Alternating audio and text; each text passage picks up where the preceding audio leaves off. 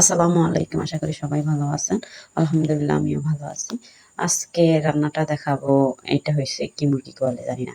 মানে কক মুরগি মনে হয়। হ্যাঁ, সব যে মুরগির দাম বেশি আরকি আমি এটাই জানি। আমি আর জানি না এটা কক মুরগি মানে কি মুরগি?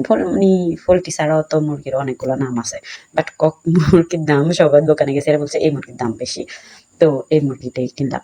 তো এই মুরগির আমি দেখাইছিলাম ডিম আমি ভুনা করছি। ওইটা আমি দেখাইছিলাম আপনাদের। আর এই মুরগির আজকে হাত, পা আর ঘিলা, গলা-মলা এগুলা ইত্যাদি, ইত্যাদি রান্না করব। সাথে ২ টা আলু দিছি ছোট কইরা। তো আমি এগুলো অনেক বেশি পছন্দ করি। আর এগুলো আমি আগে, আগে রান্না করার চেষ্টা করি। কারণ আমার পছন্দের জিনিসগুলো আগে, আগে খাই মারা যাইতে চাই। কারণ যদি মারা যাইতে তখন কি হইব? এগুলা রাখি গেলে তো খাই না খাই মারা যাবো। আসলে যার ভাগ্য যেটা আছে আরকি। সে একটু দুষ্টামি করলাম। বাট আমি কিন্তু এটা ভাবি সত্য যে আগে, আগে এগুলা খামো। আমার যেটা পছন্দ ওগুলো আমি আগে খাওয়ার চেষ্টা করি। তো যদি মারা যাই পরবর্তীতে এরকম আমি এটা ভাবি। এটা আবার দুষ্টামি করি নাই।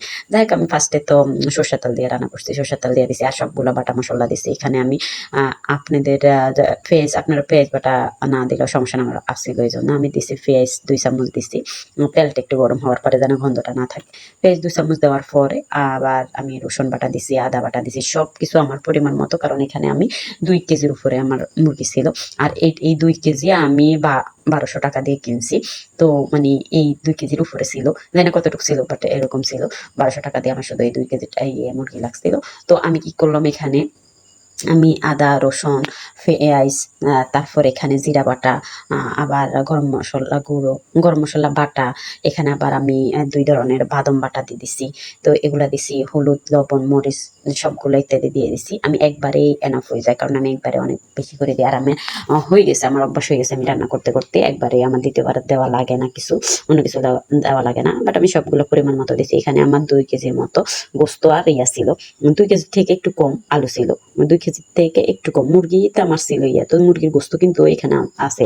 সাথে মানে গিলাগালির সাথে আমি মুরগির গোস্তগুলো নিয়েছিলাম অনেকগুলা। তো এগুলা সবগুলা মিলাই আমি এখানে করছি। এই ১ কেজির থেকে একটু সামান্য মানে ২ কেজির থেকে কম, ১ কেজির থেকে একটু বেশি হবে।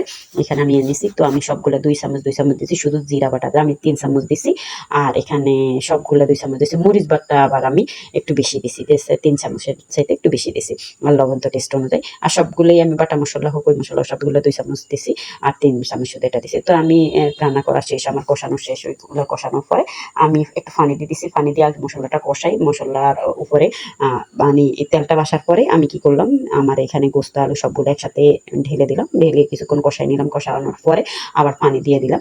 পানি দিয়ে এখন আমি একটু সিদ্ধ মানে পুরোটা সিদ্ধ হওয়ার পরে আমি কি করলাম, এখানে আমি ধনিয়া গুঁড়োটা দিছি। তো আমার কাছে ছিল বিধায় আমি দিছি। তো ধনিয়া গুঁড়োটা দিয়ে দিলাম। ধনিয়া গুঁড়োটা দেওয়ার পরে আমি জাস্ট একটু শুকনো, শুকনো হওয়ার পরে মানে একটু মাখা, মাখা রাখছি। মাখা, মাখা হওয়ার পর রান্নাটা করা শেষ, উঠে ফেলছি। আর এই যে আমার রান্নাটা অনেক টেস্ট হইছে। আমি জানি যে মানে বাজারের মুরগি বলেন, দেশি মুরগি বলেন, মানে একটু শক্ত মুরগি, লেয়ারের মুরগিগুলা, পোল্ট্রি মুরগি ছাড়া একটু ভালো করে কষাইতে হয় আর একটু ভালো করে সিদ্ধ হইতে হয়। পানি পরিমাণে বেশি দিতে হয়। নাহলে একটু গন্ধ, গন্ধ লাগে। আমার কাছে যতটুকু লাগছিল। তো আমি ওই পরিমাণে পানি দিয়ে কষাই ভুনা করে নিলাম। আপনারা এরকম করবেন। সবাই ভালো থাকবেন, সুস্থ থাকবেন। আর আজকের রান্না এই পর্যন্তই। আল্লাহ হাফেজ। আর হ্যাঁ, ভিডিওটা লাইক, কমেন্ট, শেয়ার করতে ভুলবেন না। প্লিজ, প্লিজ সাবস্ক্রাইব করে আমার পাশেই থাকবেন। আর অনেকদিন ভিডিও আপডেট দেওয়া হয় নাই। দেশের যে অবস্থা ছিল, এখন স্বাধীন দেশ। এখন আমি অনেক সুন্দর করে প্রতিদিন ভিডিও আপডেট দেব। সবাই সবার জন্য দোয়া করবেন।